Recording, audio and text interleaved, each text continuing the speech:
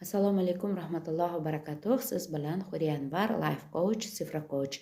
Biz bugun 5-sana haqida, ya'ni 5-sanada tug'ilgan insonlar, 14-sanada, 23-sanada tug'ilgan insonlar haqida ma'lumot berdim. Podpiska tugmasini bosing va like ni ham bosing. Albatta, kim nechinchi chisloda tug'ilgan bo'lsa, kengroq ma'lumotni olmoqchi bo'lsa, kommentariyaga yozib qoldiring va sizga men ko'proq ma'lumotlarni yozib joylayman. Qarangki, meni topishingiz uchun podpiska tugmasini topib va albatta kontentga kirsangiz, aynan shu sanada tug'ilgan insonlarda xususiyatlari haqida, fe'l atvorlari haqida, qanaqa energetika qabul qiladi, qanday dunyoga taqdim etadi, bular haqida kengroq ma'lumot berganman.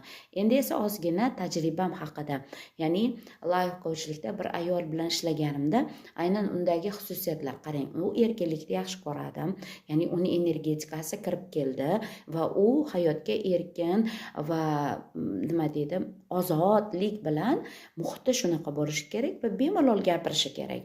Agar uni erkinligi bo'g'ilgan bo'lsa, uni organizmi birinchi o'rinda bilar ekan. Ya'ni tomog'i og'riydi va albatta hazm apparatlari, ya'ni JKT sistemasi ishdan chiqadi. Jigar, o't pufak, oshqozon, ichaklar. Bu nihoyatda muhim, eshiting oxirigacha. Endi qarangki, bu inson moslashuvchan xususiyati ham bor ekan. Bu inson eriga, ota-onasiga, yo farzandlariga yoki jamiyatdagi bir dugonangizga, kimgadir darrov moslashib qolaverish. Bu minus holatingizda. Biz o'ylaymizki, yordam beryapman, men o'ta g'amxo'rman, men bu insonni his qilyapman qalban. Chunki til topisha oladida, qalban bu insonlarda shunaqa xususiyat bor. Endi u inson uni tilini topaman deb o'zini unutib qo'yib, nuqul u uchun yashash, uni qalbi uchun yashash, uni ko'tarish, uni masalan bu insonni maydonida rizq qilib turib muvaffaqiyatga erishish bor. Endi bu inson o'zi bir qandaydir erkin energetikasi bor, ustoz, guru insonlar bular, tadbirkor insonlar, ular biznes insonlari. Bularda bu iste'dod berildi, bu talant berildi.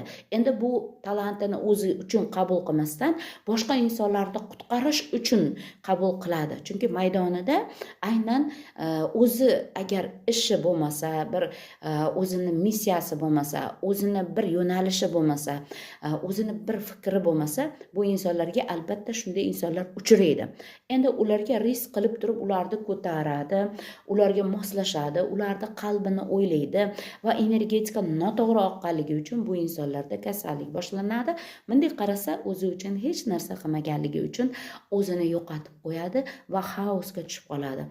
Mana shu holatlardan saqlanishingiz uchun va